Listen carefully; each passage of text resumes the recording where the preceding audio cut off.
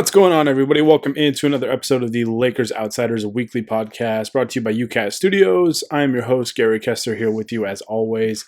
And today I am not going to be talking about any recent game action for the Lakers. It's kind of the normal topic of discussion on this podcast.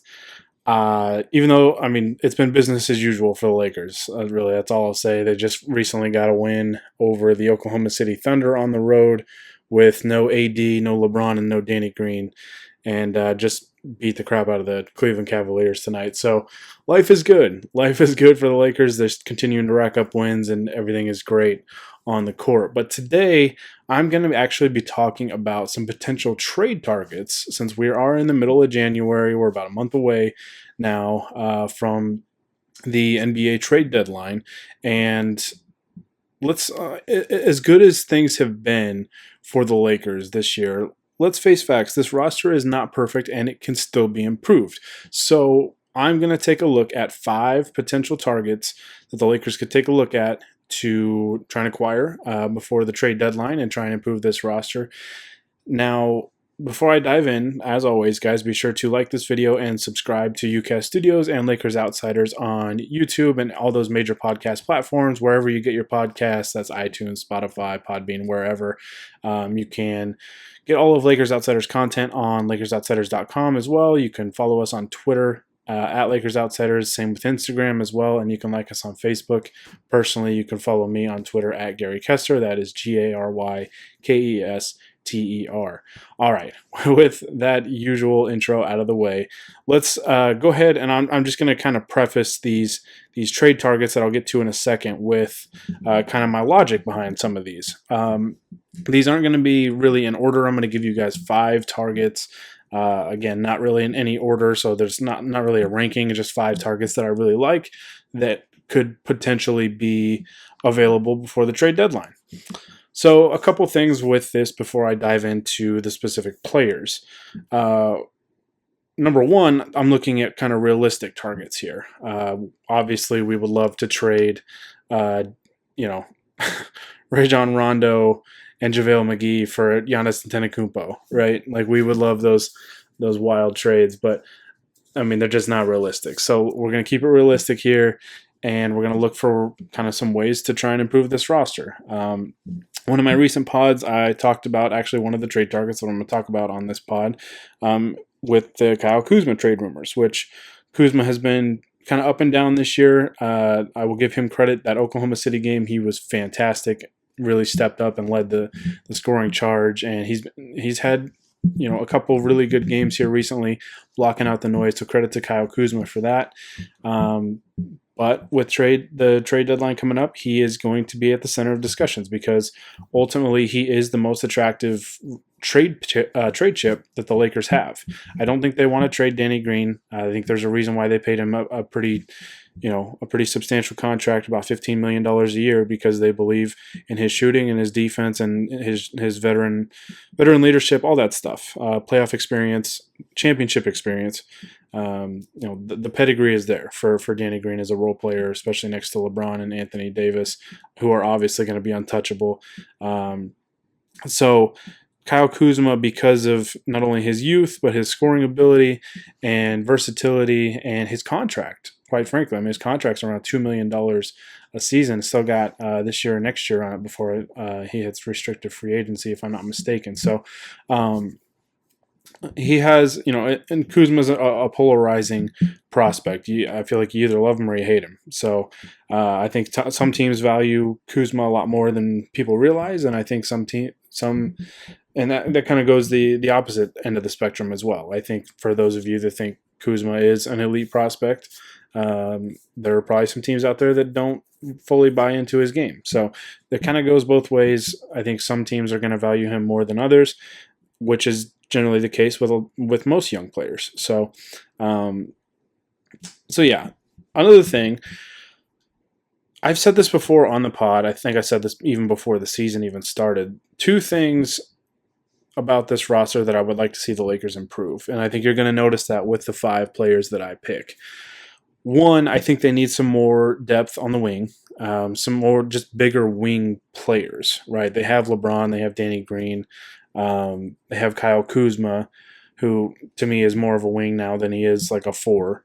And, they're just not enough wing defense, I guess, not enough depth there. And when Danny Green goes out in foul trouble, then you're putting a lot of stress on LeBron to have to play, defense on the perimeter against these quick, athletic twos and threes and so on and so forth, and those wing players. And I think it's why you've seen the Lakers have some problems with the Clippers, is that with a guy like Kawhi Leonard, it's kind of a tough matchup for the Lakers because they have Kawhi Leonard, they have Paul George, and the Lakers have Danny Green, which you can stick on one of them, which is really good. But we saw in the first meeting against the Clippers, you had Kentavious Caldwell-Pope guarding Kawhi Leonard for a little bit there, and he's just too small. He's just too small to be able to keep up with him. Guys like KCP and Avery Bradley are good defenders, but they need to guard smaller players. They can't guard bigger wings like Kawhi Leonard and really be effective because they're just too small. They're not strong enough. They're not big enough, and it's problematic. So that's kind of one thing that you'll notice. I think the Lakers need some more depth at the wing. They just need probably another body or just maybe another guy that can come in and provide better defense than Kyle Kuzma could. I'm not saying that Kuzma should be traded necessarily. I think you should take a look at it. And if you get the right piece in return, the right trade package, whatever, you definitely got to take a look at it because this team is in win now. Obviously, you'd like to have some young pieces going forward for the future. And I don't think any player really is going to be off limits besides LeBron and Anthony Davis. I would be very surprised if Danny Green got traded, but I don't think he's necessarily off limits. But again, back to the point, wing defense, I think, or just wing depth in general, but especially wing defense. I think that's why you see the Lakers. There's been a lot of talk about Andre Iguodala because he could solve basically all their issues. Maybe not all of them because I don't know exactly how effective he's going to be consistently at his age, but his skill set is kind of what exactly the Lakers need right now in terms of wing depth. And then the other thing is playmaking ability. I think they need some more playmakers. Obviously, they have Rondo, who is just so hit and miss. I think there are nights where Rondo is an effective playmaker off the bench, and there's just nights where he shouldn't be in the game. So with that, you're going to notice probably lead guards that can create in this list, and some wing depth. So keep that in mind. That's kind of my rationale for these targets. Another thing, too, is it's kind of tricky for the Lakers because they don't have a lot of salary to really trade with. They've got 2 big contracts in Anthony Davis and LeBron, who are obviously untouchable, like I mentioned. Danny Green has a big contract, about $15 million a year. So if you're going to acquire a big-time player, that's the type of contract you would need. But again, I just don't think the Lakers are really looking to trade Danny Green unless it would be for a slam dunk type deal. And then after that, there's not a lot of big contracts for the Lakers to really unload. And that's going to make things pretty difficult with trade negotiations and things like that. Because after Danny Green, it drops from $14.6 million down to Kentavious Caldwell-Pope at $8 million. But these guys that have these player options also, kind of like KCP is one of them that has essentially a no trade clause. So that's going to make things very, very tricky as well. So that's why it kind of keeps coming back to Kyle Kuzma because he doesn't have that no trade clause. It is a smaller contract for a young player that is talented. Teams are probably going to value him a little bit. So it's going to be a little tricky, but the Lakers can still make some moves around the margins, I think, to improve this roster. So I think looking for wing depth again, or a ball handler / scoring threat at that lead guard position, because as much as I like Avery Bradley, because of his defense, not really a huge scoring threat like as a pick and roll ball handler. Quinn Cook doesn't really get a lot of playing time. He's an effective shooter, but doesn't really do a ton more than that. Caruso, his offense, is kind of hit and miss, but man, his defense is really, really good. You guys know I'm a big Alex Caruso fan.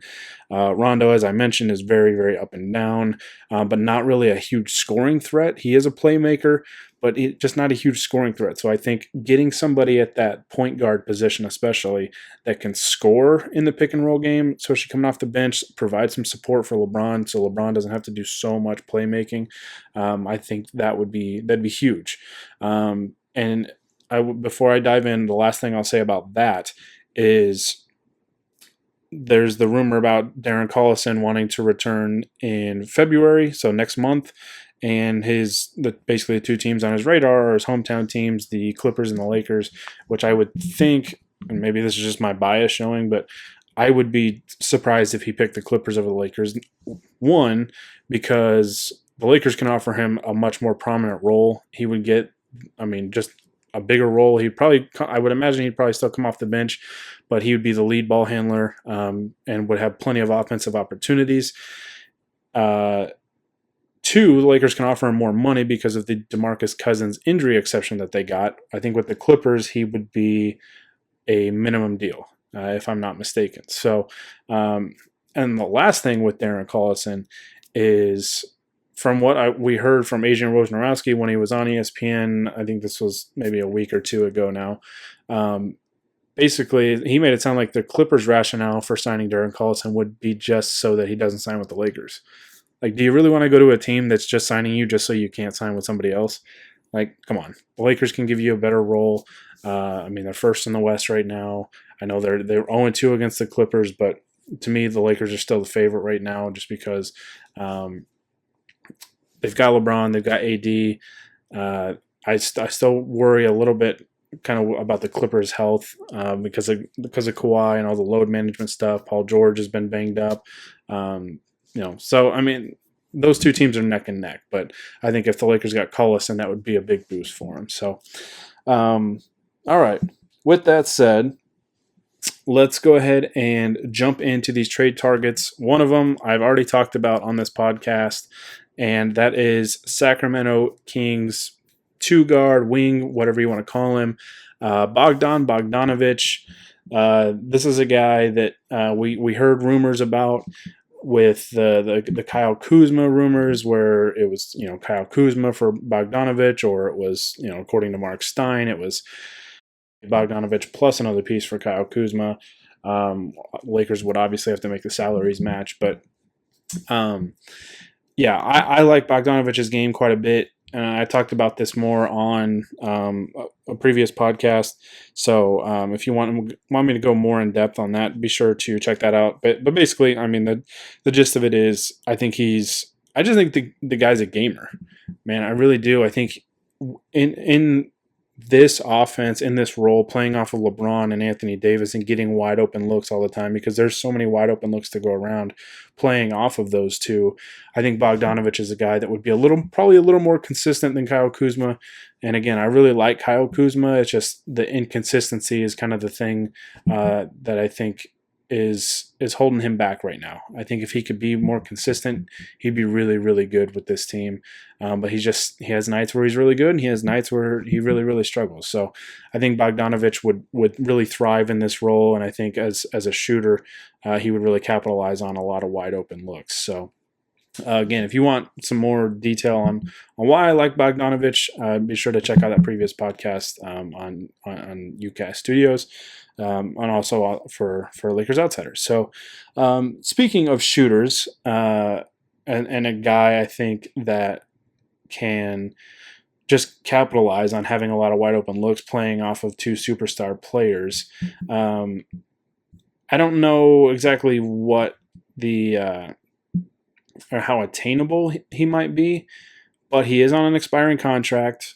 And it's not an overly expensive contract, $7 million. And that's kind of the thing I should have added at the start, was that with these trade targets, they're all going to be coming from teams that are not good. So that's kind of something to keep an eye on. Teams that you might be looking to sell, at the deadline and get assets for expiring contracts because they know they're not going to be a threat this year. So the Wizards definitely fit that category. They're not very good this year. I mean, right now they're 13-26, 12th in the East. Looks like they're 5.5 games out of the 8th seed. So, I mean, they could make a push and get hot and try and get into the playoffs. But right now, if it keeps trending the way it is, I would imagine they're going to be sellers at the trade deadline. So a guy I like is Davis Bertans. Davis Bertans, I mentioned before I dove in, wings and like lead guard scoring threats. Bertans really isn't either of those. He's a big man, but man, this guy can shoot the lights out.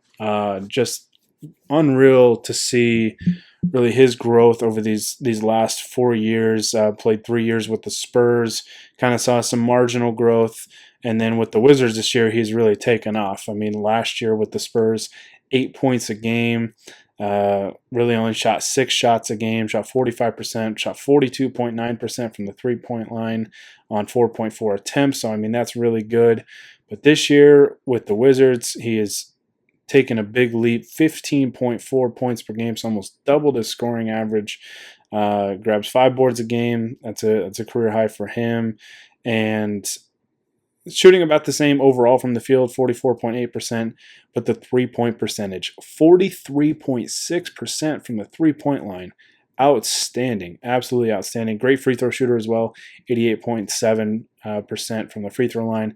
The big thing for me is not only that 3-point percentage, 43.6% from the 3-point line, he shoots 8.6 threes a game. So that's extremely high volume and high efficiency from the 3-point line. So I think he'd definitely be a guy to take a look at because you can never have enough shooting. You can never have enough shooting. And I mean, we saw it against the Clippers in the Christmas Day game. The Lakers generated wide open threes in the fourth quarter. They just missed. They just kept missing over and over, and it was frustrating. And then they kept putting the Clippers on the free throw line. But anyways, having that guy that is just, you get him wide open looks, he's going to knock him down. Davis Bertans is exactly that. And he's on an affordable contract, like I said, $7 million expiring deal. The Wizards might be looking to really just sell his contract and try and get an asset for him. Maybe they want to try and re-sign him after this season. Who knows? But that's a guy I think to keep an eye on. Could be a player that teams are really calling for before the trade deadline because his shooting would be very, very valuable because he's, like I said, not only a high volume 3-point shooter, but very, very highly efficient as well. All right. Next on the list is we're going to go back to some wing players here. And this is a guy that I think is pretty popular among NBA fans because of his ability as a 3-and-D guy. And that's going to be Minnesota Timberwolves wingman Robert Covington. Covington played, for a few years with the 76ers before getting traded as part of that package for Jimmy Butler. And he's continued to play pretty good basketball with the change of venue, playing for a new team and all that. So the thing with Covington, unlike Bertans, he is not on an expiring deal. He actually has a bigger contract, so it'd be kind of interesting to see how the Lakers could maneuver a deal with Covington. But there's been some rumors, I don't know how legitimate they are, that basically Minnesota is kind of taking a peek out there to see what they could get for him. And if that's the case, the Lakers would kind of be dumb not to see, if there's something that they could do to get Covington over, because like I said, I really like him as a 3-and-D threat. The 3-point shooting hasn't been great this year, 34.7% from the field, or from the 3-point line, and that's on 6.1 attempts. So, for him, it's a matter of, I think he could really take that leap. Again, playing next to 2 superstar players that are going to generate so many good looks for him. And the Timberwolves, who knows exactly if they're going to be sellers at the deadline. Right now, they're 12th in the Western Conference, a half a game, really just 1 game away from being 14th in the Western Conference. So that's the bad news for them. But the good news is they're only 2.5 games out of the 8th spot. So because the West is so bunched up right now, it might be kind of tough to kind of poach teams before the trade deadline, trying to get rid of guys. They might really want some to value. If they value Kyle Kuzma, I think Covington could probably be a better fit than Kyle Kuzma. The tricky part would be matching salaries because, like I said, Covington does make $11.3 million this year and then north of $12 million for 2 years after this season, whereas Kyle Kuzma is on a very cheap deal at just south of $2 million this year, and then it jumps to $3.5 million for next season before he hits restricted free agency after that. So you probably have to involve a deal like Kentavious Caldwell-Pope, which, like I said, he has a no trade clause. So this is probably the target I think that might be the least realistic, but you never know. You never know. Like I said, there has been some noise out there that Minnesota's kind of been open to maybe shopping Covington. Again, I don't know how legitimate those rumors are, but it's been out there, so you never know. But if he does become available, I think the Lakers would be dumb not to at least take a peek, because I think Covington, like I said, even though the stats they don't really jump off the page at you this year, kind of what he's put on, what he's put out statistically, his statistical production. But I think, again, his fit with this team would be really solid. So, all right, 2 to go. Two more targets. This next one is another wing player that I would take a serious look at if this team is going to be sellers at the deadline, before the trade deadline. But again, it's a Western Conference team, so who knows? Because everything is so bunched up that a lot of those teams probably believe that they can get into the playoffs because they're all just a couple games. There's a couple game separation basically from 8th down to 13th or 14th in the West. But this next player plays for the Memphis Grizzlies, which they obviously employ Andre Iguodala, who hasn't even played a game for them. So obviously the Lakers would like to get Iguodala from them, from some kind of deal if they could. Most likely it would have to be from a buyout because Iguodala's contract is so large. I'm leaving Iguodala out of this discussion, though, for the sake of kind of throwing out some new names, because the Lakers' interest in Iguodala has been pretty widely known for a while now. But this next player is Jae Crowder. Crowder is another one of those guys that would really help, I think, the wing depth of this team. He's on an affordable contract, $7.8 million expiring deal, and I don't know if he's in the long-term plans for the Memphis Grizzlies, but again, I'm not sure also if they're going to be sellers at the deadline, just because right now they're actually in the 8th seed in the Western Conference. So I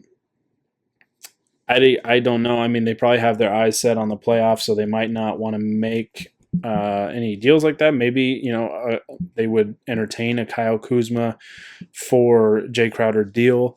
I don't know. I would really welcome Jae Crowder's defense, and I think he's a guy that would come in handy in a playoff series against a team like the Clippers, where you'd have some more defensive wing depth, where you could basically utilize in certain lineups Danny Green and Jae Crowder up against like Paul George and Kawhi Leonard, or any kind of duo out on the wing. So that's another guy I would like. Hasn't been really a great shooter from the 3-point line. He kind of has his moments. In one game against the Lakers earlier this year, it felt like he couldn't miss from the 3-point line. But overall, I mean, he shoots 6.2 threes a game, only shoots 30.6% from the 3-point line. So not really a great shooter. I mean, he's capable of hitting some open threes. So maybe, going from a team like Memphis, who has John Morant, kind of carry the load for them for the most part. They've got some good young pieces, though, on that team. Kind of an exciting time for Grizzlies fans, because they do have that young talent on that roster. But I think, again, Crowder next to some superstars, maybe that boosts his efficiency a little bit, because he's just going to have a lot more wide open looks. But for me, getting Crowder would be more about his defense more than anything, and his size and his physicality on the wing. I think that would be greatly needed against a team like the Clippers in the playoffs, or a team like the Milwaukee Bucks if the Lakers were able to meet them in the NBA Finals. When you got guys like Giannis Antetokounmpo and Chris Middleton on the wing for them, so I would greatly welcome Jae Crowder's defense. Who knows how serious the Grizzlies will be in wanting to move his deal, but it is a manageable contract to trade for, and it is an expiring deal. But again, the Grizzlies currently sit as the 8th seed in the Western Conference, so maybe they don't really look to get rid of anybody. Who knows? Who knows? A lot can change in the next month or so. So we'll keep an eye on that. But that takes us to our last potential trade target, and I think this is one that's going to be very popular with a lot of fans, and that's Derrick Rose. Rose, obviously a former NBA MVP. I mean, was a superstar at one point before injuries really kind of derailed his career for a bit there. Plus some off-court stuff that's obviously not great. But his on-court production, especially these last 2 years, has been really good. I mean, he's really bounced back, and he's been a very productive player on the court. I think he's having a really good year. He's been efficient from the field, shooting 49% overall, 33.3% from the three-point line. Never really been known as a sharpshooter from the three-point line, but if he's hitting 1 out of every 3 of his threes, I think you kind of take that. But like I said earlier, the Lakers really could use another scoring threat, kind of at that lead guard position, probably off the bench, playing with that second unit, just to kind of take some of the pressure off of LeBron in terms of playmaking and scoring on the perimeter. So Rose would help tremendously there. And I don't know exactly what the relationship was like, but Rose and LeBron did play together in Cleveland for a little bit, so. So that's kind of something maybe to factor in there as well. Rose is having a really good year, man. He really is, and he's doing it on a Pistons team that just is not good right now. I mean, you look at their record; they're 14-27, just ahead of the Washington Wizards, who I mentioned with Davis Bertans earlier. So right now, I mean, they're 5.5 games out of the 8th seed. They're 14-27. It just hasn't been good for them. Blake Griffin, I think, is out for, I can't remember if he's out for the year. I know he's out for a while because he just had surgery. I think it was a season-ending surgery. So it's probably not going to get great for Detroit, and I would imagine they'll be sellers at the deadline because they're just, the outlook for the rest of their season is very bleak. We've already seen trade rumors about them trying to get rid of Andre Drummond. So I would be surprised if they didn't take a look at what Derrick Rose could get them on the market, because Rose is on a very affordable contract, $7.3 million this year, $7.6 million the year after that. And it's only a 2-year deal, which is good because the Lakers, I think that's kind of their window right now. They want to keep that money available for 2021 when they would essentially just have Anthony Davis and LeBron James under contract so that they could pursue a third max guy, possibly Giannis Antetokounmpo, Victor Oladipo, somebody in that class that is going to be one of the marquee free agents. So getting guys on 1 to 2 year deals, I think, is probably what they're looking for. And Rose has 2 years, well, I guess a year and a half now because we're about halfway through the season. But Rose, I think, would be a great addition because of his scoring ability, playmaking ability. So kind of the thing is he's averaging 17.8 points per game this year in only 25 minutes, but he's also averaging 5.8 assists. I mean, that type of production would be such a welcome addition to this Lakers team. So if he becomes available and the Lakers, have some pieces that the Pistons like, the Lakers, I think, would be foolish not to try and pull the trigger on Derrick Rose because he's obviously not the player that he used to be in Chicago, the superstar MVP caliber player that we saw, but he's still very productive and still a very good player and has kind of found his way again after just a long run of injuries, and he's kind of found his way back. So another name to keep an eye on, Derrick Rose. All right, so those are 5 trade targets that I am keeping an eye on for the Lakers. I think they're 5 at least fairly realistic trade targets because of A, their contracts, B, the teams that they play on maybe being sellers at the deadline, and C, they're all things that I think could really improve the Lakers roster, and they're not, fantasy trades like trying to trade for Giannis Antetokounmpo or something like that. So let me know what you guys think. Do you like these 5 players? Are you in on them, out on them? Let me know. Let me know in the comments as well. Some possible trade targets that you think the Lakers should take a look at. So I want to hear them. I want to hear them. Let me know in the comments. And yeah, we've got about a month till the trade deadline, so it's going to be rumor season flying around. So be sure to keep your cool. Don't get too high. Don't get too low. Let's stay even keel during this trade season because it's the Lakers. There's going to be a lot of rumors flying around. So yeah, I appreciate you guys listening. Thank you so much for supporting not only the show but UCAS Studios and Lakers Outsiders in general. I really appreciate it. Again, as always, guys, be sure to like this video, subscribe to UCAS Studios and Lakers Outsiders on YouTube and wherever you get all of your podcasts. And be sure to check out LakersOutsiders.com daily for all your new Lakers content. And you can follow me again on Twitter at Gary Kester. And that's it. I'm getting out of here. Let me know in the comments what you think of my trade targets. And also let me hear which targets that you're looking at. All right, let me hear it. So, all right. Thanks again, guys, for listening. I'm taking off. Until next time, this is Gary Kester with the Lakers Outsiders, signing off.